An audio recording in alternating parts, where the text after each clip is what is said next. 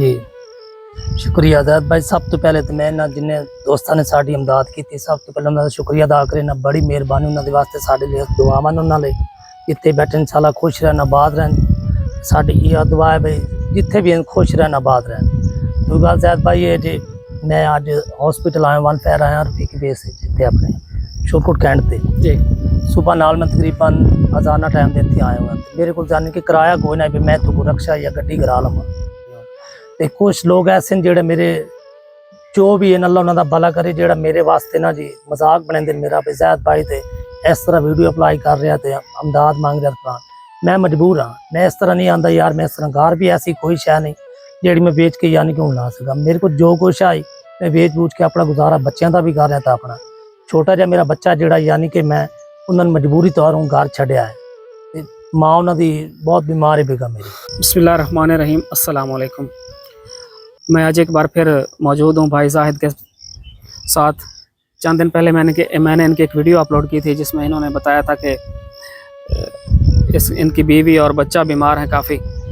बीवी को गुर्दों और फेफड़ों का इशू हो गया है, तो उनके इलाज के लिए इन्होंने दरख्वास्त की थी। मैंने इनकी वीडियो अपलोड की और अल्हम्दुलिल्लाह कुछ अमानतें आई हैं इनके लिए, वो लेकर मैं इनके पास आया हूँ और वो अमानतें मैं पहले इनके हवाले करता हूँ और बाकी जो बातचीत है अपनी इनकी जो वाइफ और बच्चे की जो कंडीशन है इसके बारे में पूछते हैं। तो मेरे पास जो अमानतें इकट्ठी हुई हैं वो 25,000 रुपये बने हैं।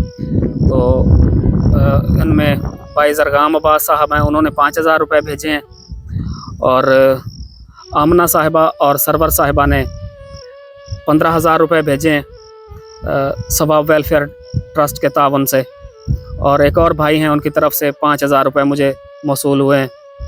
तो ये 25,000 रुपये लेकर मैं भाई जाहिद के पास आया हूँ। तो ये अमानत मैं इनके हवाले करता हूँ और बाकी कुछ बातचीत इनसे करते हैं। भाई जाहिद 25,000 रुपये कबूल करो और भेजने वाले वास्ते दुआ कर लो।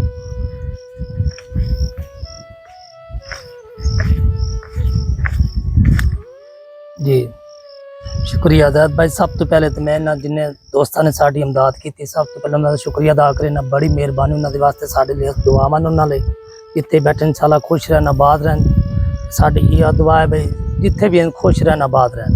दूसरी गल ज़ैद भाई ये जी मैं अज हॉस्पिटल आया वन फैर आया रफीक बेस इतने अपने शोरकोट कैंट से जी। सुबह नाल मैं तकरीबन अजाना टाइम के इतने आया हुआ, मेरे को जाने कि किराया कोई ना भी मैं तो रक्षा या गड्डी करा लवां। मैं 1122 वाले कॉल की तो फौरन तकरीबन घंटे दे थोड़ी आए तो मेरे मरीज की काफ़ी कंडीशन खराब आई। घरों लैके आया जी मैं। अच्छा। तो इतने हूँ लैके आया जी अपने शोरकोट कैंट से अपने वन फैर च लैके आया तो वेलफेयर वन फैर च लैके आया जी। अगों उन्होंने मैनू जी सुबह का आया तो रिपोर्टा भी कराई, टैसट भी करान, सारे टैसट जिस तरह भी होंगे कराने। हूँ उन्होंने मैनू अगे रेफर कर दिता है टोबे, डॉक्टर सामा है जी टोबे, उत्थे मैनू उन्होंने रेफर किया, कहते हूँ लैके जाओ उत्थे। मरीज मेरी कंडीशन काफ़ी खराब है जी, कोई फेफड़ियां का मसला है, कोई गुर्दियां की प्रॉब्लम है, तो मूँह से सोजा तो पाँव सारे सोजे ना भरे हो। तो कुछ लोग ऐसे हैं जेड़े मेरे जो भी है अल्लाह उन्होंने भला करे जेड़ा मेरे वास्ते ना जी मजाक बनाते मेरा भी ज़ैद भाई तो इस तरह वीडियो अप्लाई कर रहा तो अमदाद मांग रहा था। मैं मजबूर हाँ, मैं इस तरह नहीं आंदा यार, मैं इस तरह घर भी ऐसी कोई शह नहीं जेड़ी मैं बेच के यानी क्यों ला सका। मेरे को जो कुछ आई मैं बेच बूझ के अपना गुजारा बच्चों का भी कर रहा था। अपना छोटा जहा मेरा बच्चा जोड़ा यानी कि मैं उन्होंने मजबूरी तौर घर छड्या है, माँ उन्होंने बहुत बीमार है बेगा मेरी। नाजरीन आप लोगों ने भाई जाहिद की बात सुनी है। ये बता रहे हैं कि इनको ये घर से बड़ी मुश्किल से अस्पताल पहुंचे, इनके पास किराया नहीं था। फिर इन्होंने 1122 वालों को कॉल किया, वो आधे घंटे बाद बता रहे हैं कि पहुंचे और वो लेकर अस्पताल आए हैं। तो अभी इन्होंने इनको रेफ़र किया है टोबा टैक्सी में डॉक्टर उसामा के पास। तो ये बता रहे हैं कि मेरे पास किराया भी नहीं था और बता रहे हैं कि कुछ लोग हैं जो मेरा मजाक उड़ा रहे हैं कि आप वीडियो बनवा रहे हो, हेल्प मांग रहे हो। तो इनकी मजबूरी है, ये बिल्कुल मजबूर है, मेहनत मजदूरी करने वाला बंदा है ये। तो अल्लाह पाक ने इसको इम्तिहान में डाल दिया है। तो मेरी आप लोगों से दरख्वास्त है कि अगर आप किसी की हेल्प नहीं कर सकते तो खुदारा उनका मजाक ना उड़ाएं, बुरा वक्त किसी पे भी आ सकता है। तो मेरी दरख्वास्त है कि मजाक ना उड़ाएं, भाई की हेल्प करें, ये बहुत ज़्यादा मजबूर हैं। मैंने 25,000 रुपये मेरे पास इकट्ठे हुए हैं, वो मैंने इनके हवाले कर दिए हैं।